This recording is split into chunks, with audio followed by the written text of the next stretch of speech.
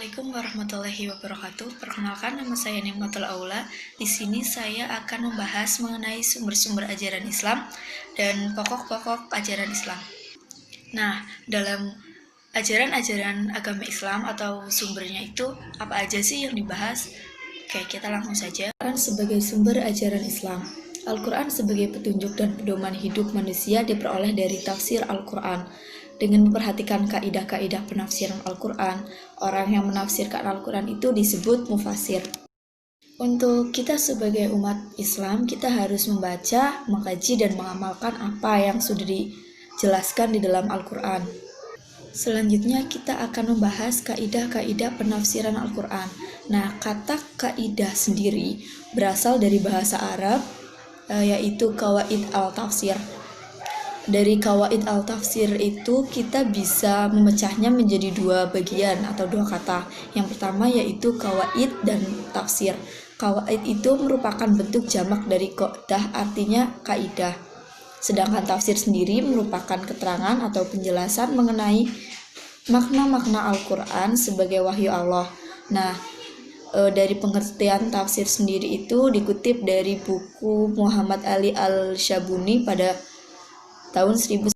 Tokoh ulama ternama di Indonesia yaitu Muhammad Quraisy Shihab menyebutkan bahwa komponen-komponen qawaid al-tafsir itu mencakup beberapa hal.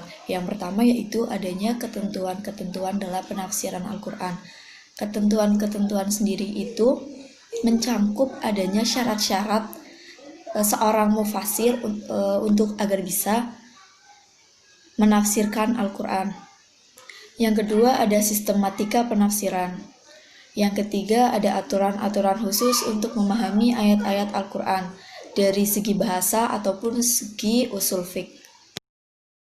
Menafsirkan Al-Quran salah satunya yaitu terdapat syarat-syarat bagi mufasir dalam menafsirkan dan memahami ayat-ayat Al-Quran agar baik dan komprehensif. Yang pertama yaitu seorang mufasir harus memiliki kepribadian yang mulia. Hal ini disampaikan pula oleh Rashid Ridho yang menyebutkan bahwa Al-Quran hanya dapat dipahami oleh orang-orang yang mengkonsentrasikan matanya, wajahnya, dan hatinya dalam membaca Al-Quran baik di dalam atau di luar sholat.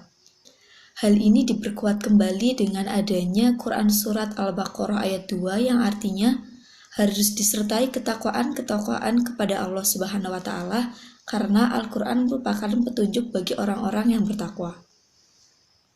Yang kedua yaitu seorang mufasir harus mengetahui dan menguasai bahasa Arab, karena Al-Quran sendiri merupakan dan menggunakan bahasa Arab.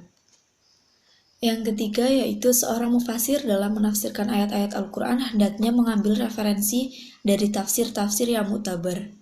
Selanjutnya yaitu macam-macam kaidah penafsiran Al-Quran. Di sini yang pertama yaitu penafsiran Al-Quran dengan Al-Quran. Di dalam Al-Quran sendiri ayat-ayatnya itu saling berkesinambungan atau saling berhubungan. Dan di sini juga disebutkan bahwa contohnya dalam surat Al-Baqarah ayat 2 tentang orang-orang bertakwa, dan diperjelas kembali oleh ayat ketiga dan seterusnya mengenai beriman pada yang gaib, mendirikan sholat, menafkahkan rezekinya dengan cara zakat atau bersedekah. Jadi ayat-ayat tersebut itu saling berkesinambungan, bukan hanya dalam satu surat saja, namun banyak juga antar surat. Jadi ada juga ayat-ayat yang hanya menyebutkan secara ringkas lalu diperluas kembali oleh ayat-ayat yang lainnya. Dan seorang mufasir sendiri harus wajib untuk mengetahui dan membaca keseluruhan isi ayat Al-Quran. Ada penafsiran Al-Quran dengan pendapat para sahabat. Di sini para sahabat tidak memfokuskan dengan perbandingan ayat atau persamaan ayat. Jadi di sini para sahabat lebih condong ke penafsiran pengetahuan bahasa Arab, pengetahuan tentang tradisi dan kebudayaan bangsa Arab pada saat itu, pengetahuan tentang Yahudi, dan kejeniusan para kaum Yahudi. Di sini dikutip dari buku Al-Zababi halaman 58. Yang terakhir ada penafsiran Al-Quran dengan pendapat para tabi'in. Di sini para tabi'in menafsirkan Al-Quran sesuai dengan kaidah-kaidah bahasa Arab dan tidak berdasarkan pada hadis. Selanjutnya ada hadis sebagai sumber ajaran Islam. Di sini hadis bisa disebutkan sebagai as-sunnah. As-sunnah itu merupakan adat istiadat atau kebiasaan. Sunnah adalah segala perkataan, perbuatan, dan penetapan atau persetujuan serta kebiasaan Nabi Muhammad SAW. Lalu kedudukan hadis ini diperkuat oleh adanya Quran Surat An-Nisa ayat 65 yang artinya, "Demi Tuhanmu, mereka pada hakikatnya tidak beriman sehingga mereka menjadikanmu Muhammad sebagai hakim terhadap perkara yang mereka perselisihkan. Lalu mereka tidak merasa berat hati terhadap putusan yang mereka berikan, dan mereka menerima sepenuh hati." Lalu ada pula hadis riwayat Hakim dan Imam Daruqutni menyebutkan yang artinya,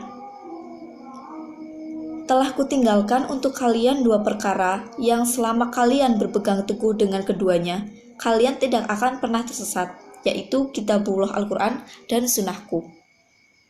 Pada masanya di Jazirah Arab terdapat para ulama yang menyusun kitab hadis, diantaranya Imam Malik, Imam Abu Hanifah, Imam Syafi'i, Imam Bukhari, Imam Tirmidzi, dan Imam Daruqutni. Jadi secara ringkasnya, hadis bukan hanya berasal dari Nabi Muhammad saja, namun juga berasal dari sahabat-sahabat Nabi, imam-imam besar yang pada masanya telah menerbitkan hadis tersebut. Selanjutnya yaitu pokok ajaran Islam, ada akidah, syariah, dan akhlak.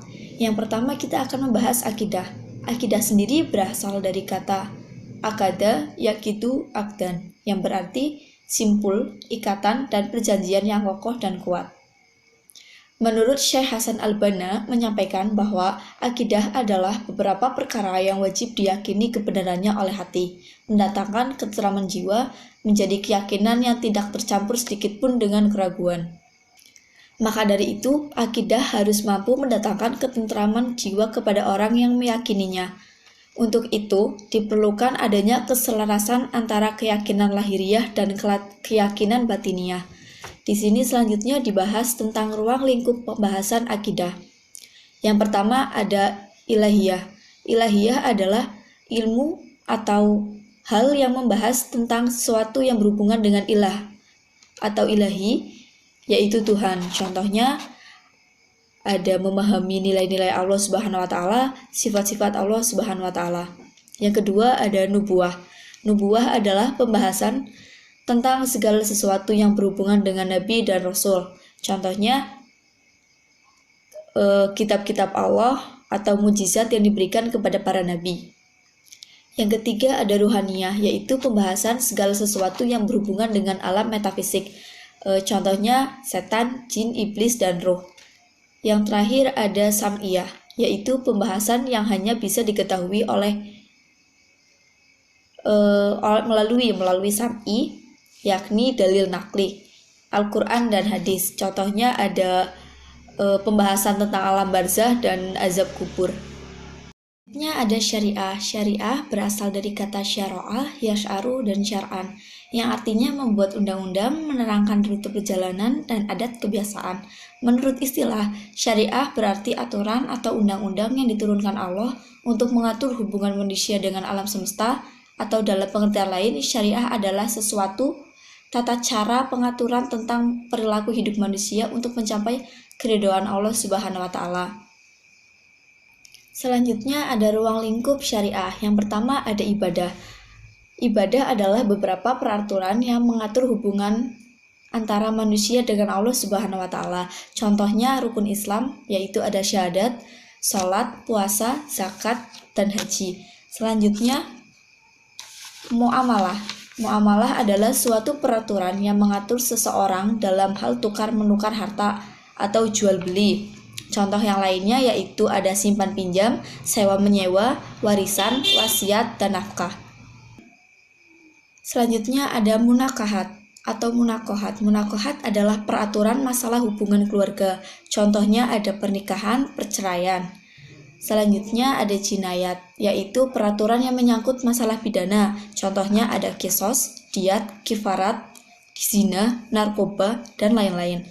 Yang terakhir ada siasah, yaitu hal yang berhubungan dengan masalah politik. Contohnya ada persaudaraan, keadilan, tasamuh, dan musyawarah. Terakhir ada akhlak. Akhlak merupakan kondisi mental, hati, batin seseorang yang mempengaruhi perbuatan dan perilaku manusia. Perilaku manusia itu dibagi menjadi dua. Yang pertama perilaku baik atau perilaku mahmudah, atau bisa kita sebut juga dengan akhlak terpuji, dan akhlak tercela yang bisa kita sebut dengan perilaku mazmumah. Jadi keadaan hati dan batin seseorang itu sangat berpengaruh terhadap perilaku manusia dalam kehidupan sehari-hari.